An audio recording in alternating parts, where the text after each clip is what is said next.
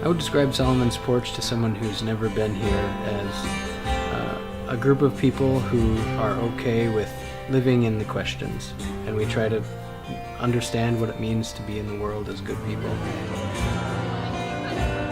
There's always a story to tell, whether it's art or it's music or reading a piece out of the Bible or soapbox sermons. We're still bringing our own stories into those dialogues and those conversations.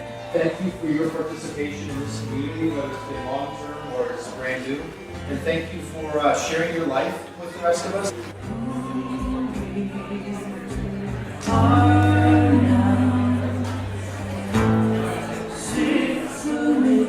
Was it 2015 now? Yeah, 15 years.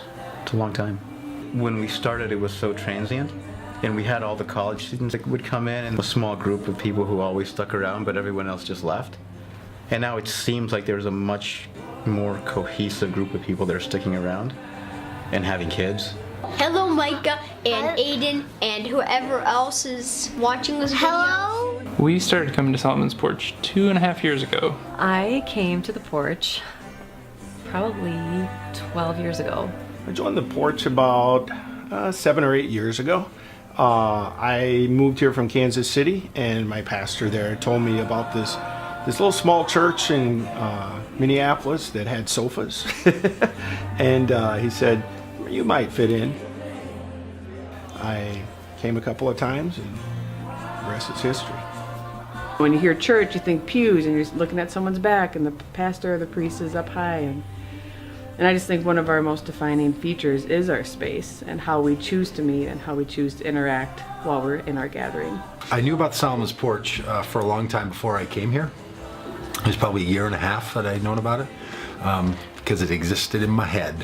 I was thinking about it for a long time. In a lot of ways, from my own experience, and I think a lot of people have said things like this, Solomon's Porch was like this thing in their head that they wondered if it could exist in the world.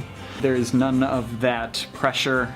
Everything feels very authentic, and everything is very collaborative and participatory. So you're just invited to jump in and contribute, and if that's not going to be perfect, that's okay. A lot of the things I had been taught were built in kind of a fear, and it took a long time to unlearn that, but when I did unlearn that, I was really excited to find that there was a community that embraced that style of thinking and that as a philosophy that's central to the church. It's a safe place to explore faith, or lack of it. We don't have a lot of answers, but we are a people who are open to each other and to the world. We like to explore what it means to know God and know ourselves and know each other.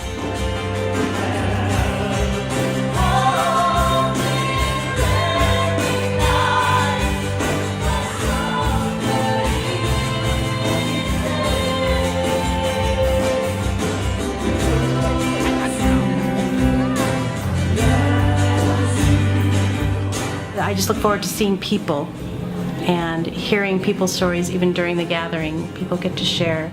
No matter what's happened, you're loved, and you feel it here. A lot of things have changed, a lot of faces and names, but a lot of the values and the purpose for why the Porch exists are still there, and that's really neat to see. The Solomon's Porch has changed a lot, I think. But it's sort of like the way that a child changes over time. Like when you go back and look at baby pictures of someone, you see those similarities in who they are, or you see them when they're 6 and 7 years old, and then in their adolescence and then adulthood. You see these similarities, but you also see those changes.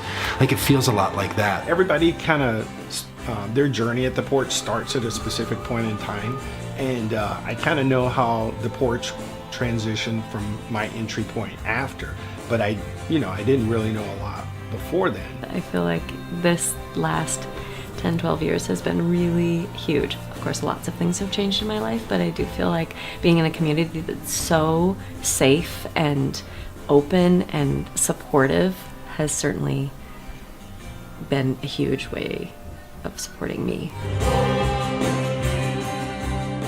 I'd met somebody who mentioned Solomon's Porch, and so I came, and I didn't really like it right away because everybody knew each other, and I felt like I couldn't really fit into that. And then I met a girl, and that helped a little bit.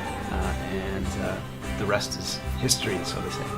The first time that we came in, people said, "Oh, you're pregnant? Well, we give people meals after they have babies.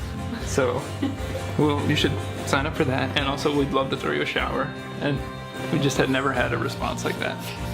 So, we felt welcomed right away. Rachel and I started going here. We got married here, and just it felt like such a part of things from attending events here, being part of the Sunday, doing an art show here, building a playground. These are all ways that we've felt really involved here and are just really happy to call this our family. The 15-year gathering celebration was heartfelt, and I enjoyed that part about it.